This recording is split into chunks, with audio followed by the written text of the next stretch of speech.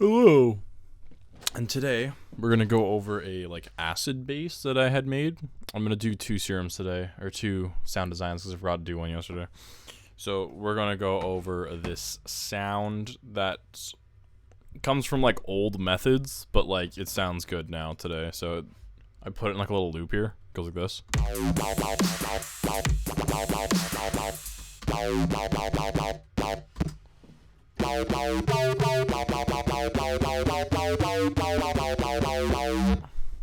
Yeah, so this is made in Serum. Let's go look at it. Alright, so what it is it's basically just a square wave. That's where the sound comes from, is a square wave. We could replace it with a saw wave. You can listen to that, what that sounds like.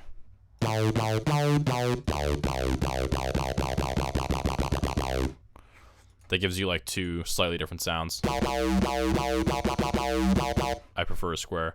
So basically I just made this envelope like an LFO. It's on envelope mode, and it's on a quarter beat, or just one beat, quarter bar, so one beat. So it will sync to your tempo of whatever it is you're doing. But it sounds good most of the time, even with high tempos, so it's good. So it's just a saw wave oscillator with this envelope, and then I've got these effects here that are basically making the whole sound, and the whole sound comes from a filter, because if not, it would sound like this.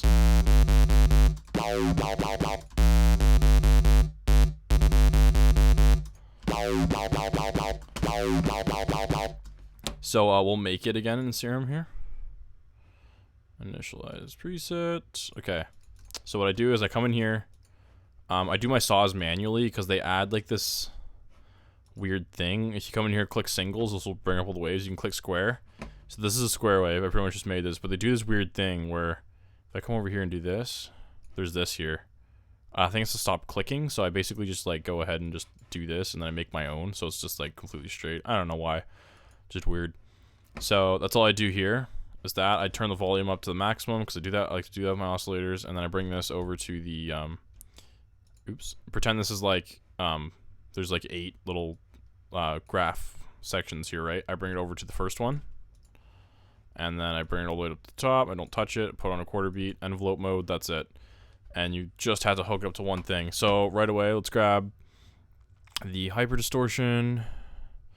So let's do the filter.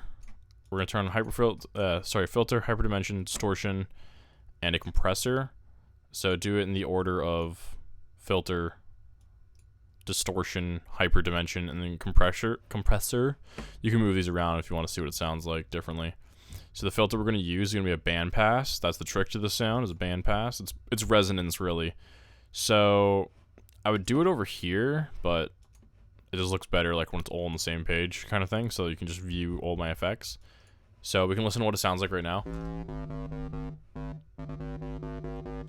Yeah, so what it comes from is the automation of this cutoff. So that's the only thing we're automating here. We stick this on the cutoff, put the cutoff around 140, and then I just like to add 20 or something to this, and then it doesn't sound the same yet because we have to do distortion and resonance. So I turn my resonance up to 40, 60%, whatever, something over here.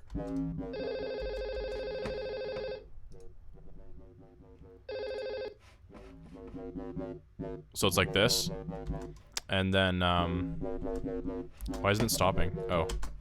And then we're gonna add some drive to make it louder. Some fat to make the resonance. It makes the resonance wider. I'll show you what I mean. So we're using this filter basically. We're using this filter right here. And so if I turn up the resonance, what the fat does, it kind of just gets rid of the difference between the peak of the resonance, and it tries to open up the passing point through 0 decibels, I guess. You see what I mean? That's what it's doing. So yeah, back to that. So we got that. It's max out this distortion.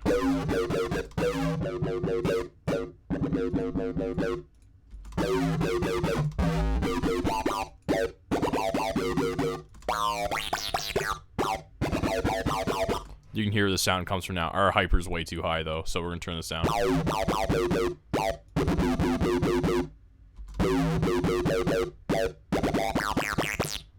All like, there's so many cool sounds you can get out here. Kind of digging this.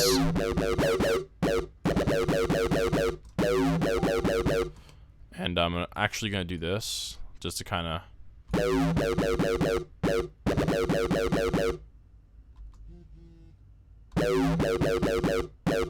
This will stop the high stuff from being as loud, and then compressing is very, very important here. So I'm gonna multi-band this and just let it go.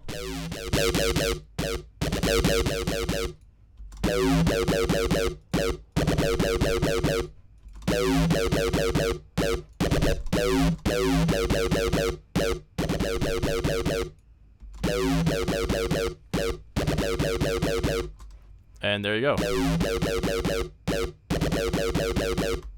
That sounds pretty good, but if we go back to my, surprisingly good.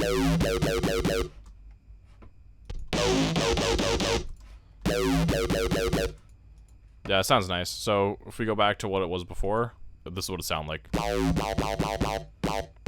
But if I were to move this resonance.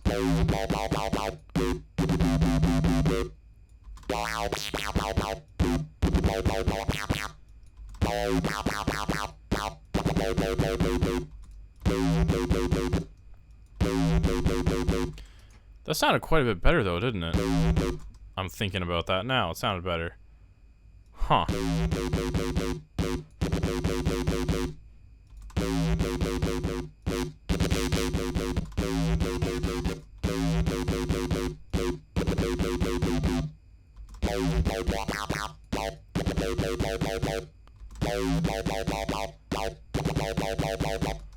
Yeah, that's how you make that sound. It's basically just the bandpass and the distortion. We'll make it massive here real quick, actually, as well. Because that's where I learned to make that sound, was in massive. So here's our massive. We'll just take this MIDI here and bring it down here and solo this massive. So what you're gonna want to do is take off this volume automation, come grab an envelope, drag it down, throw it on top of the filter here. Let's do this, and then I'm just gonna throw that up there. And what are you again? I forgot what you do. Oh no, you're the resonance. So yeah, like this, and we're gonna use a bandpass. I gotta make sure it's all going through the same filter as well.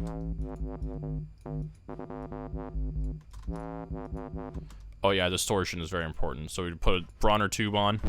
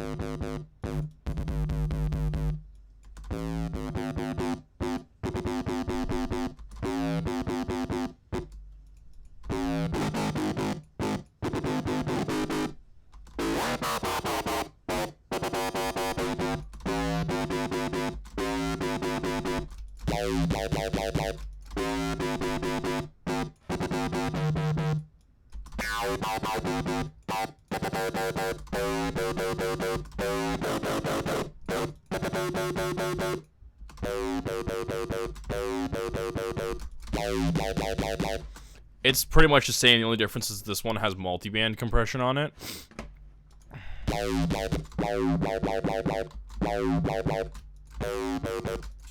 But like with enough tweaking, it'll come out to the same.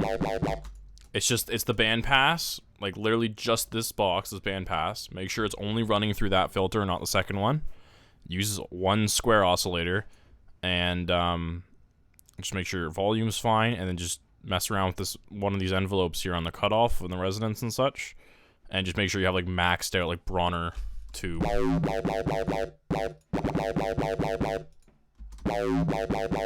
Listening to the wrong one. Here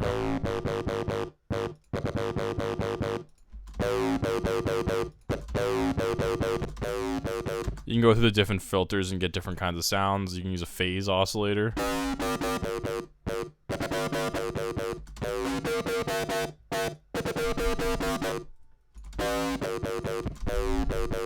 If you're into that, you could hook up the pitch to like a...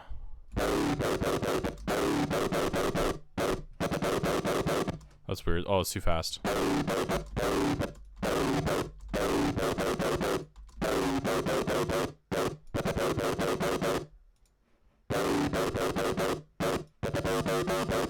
Why is it doing that for? What's happening?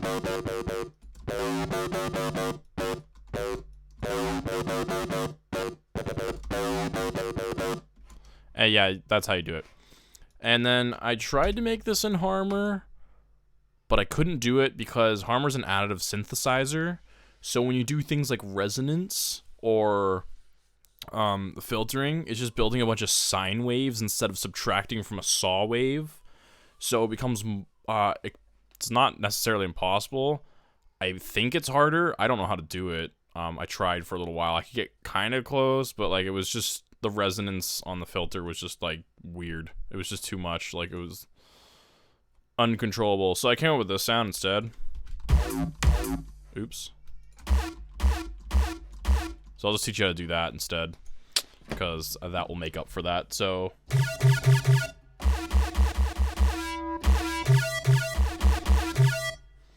yeah, let's go over this sound. So this is really cool. I've never used the sound ever. I've just known about it.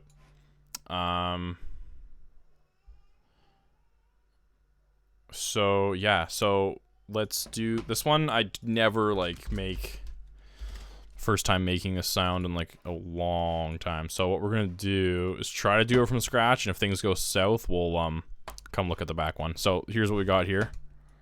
Let's just do this. Okay, so basically, what we're going to want right away is a square wave, and then we're going to put on like a 5 unison, put the pan up, and just bring down the pitch a little bit. This is all fine-tuning knobs for after. And then, so we've got the unison, the square wave. We're going to go ahead and go over the phaser all the way on. The width will be determined in a second, but basically the most important part about this is you turn off your speed, put it on deeper, or really any, just screw around with all these settings here, and the harmonizer gets you that like screechiness. And then also you want like log distortion with a bit of a filter, like the filter a little higher, and I like to bring down the amount a bit, and it's gonna start sounding. So it's getting there. The trick to this is you actually go into your envelopes here. You go down to, actually, let's not get that confusing. You basically go over to width knob and phaser and just edit in the articulator. And then you just like drag it down somewhere. I'll put it on the bottom. And then drag it up somewhere over here. I'll put it like 3 bars away. Like that. And then you turn this on. And this is what gives it the sound.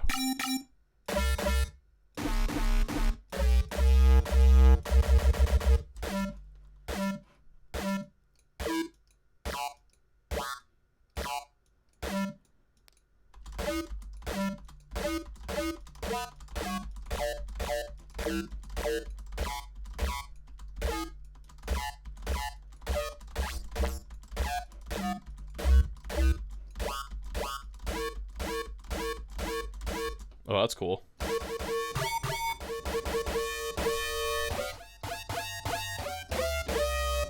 I wish I could take off velocity when I use this. Oh, it's right there. I'm such an idiot. I've been trying to figure that out forever. Literally going in through here, going and looking at all this, like, how do I turn off the velocity? It's just a button right here.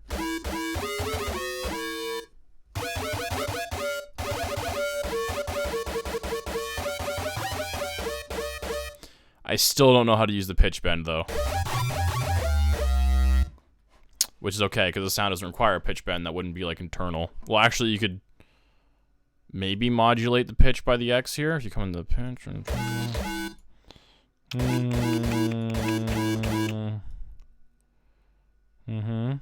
Oh, you can do this. Put it... Oh. I should have did this earlier. So when I was using FL Studio to like modulate the pitch, I could have just came in here and did this.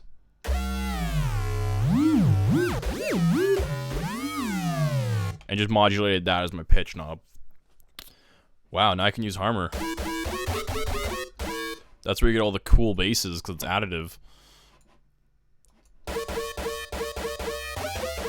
But yeah, we got that sound pretty close, and all I did was I added the articulator of the filter. And I basically just threw on like a filter here, like this.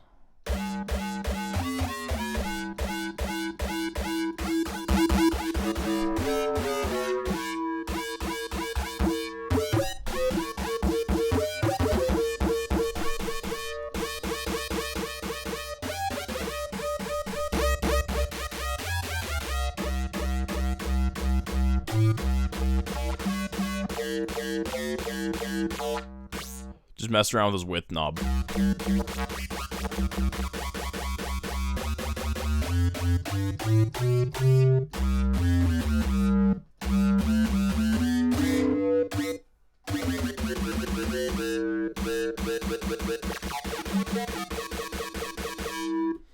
It's so cool. I can't get over that. It's just so cool. Alright, yeah, thanks for watching, and that's how you make those sounds, although I couldn't do...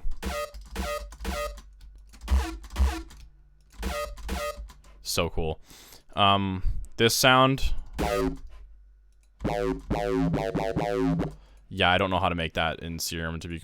not Serum, in Harmor, to be completely honest, but...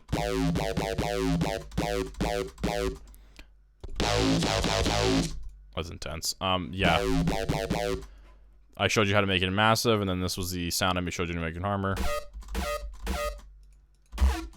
You can make that one if you just mess with the knobs even more. Like, just move them. You'll get that sound eventually, like without a doubt.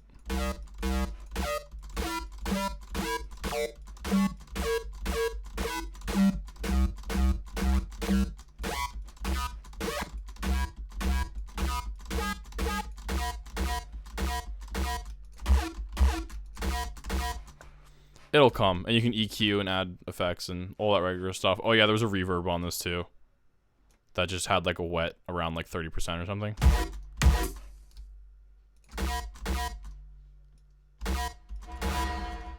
Just to make it sound like it's coming from a room, which is part of the advanced mixing thing I think I showed that I put on as a video, the advanced mixing. Yeah. Alright, thanks for watching. Peace.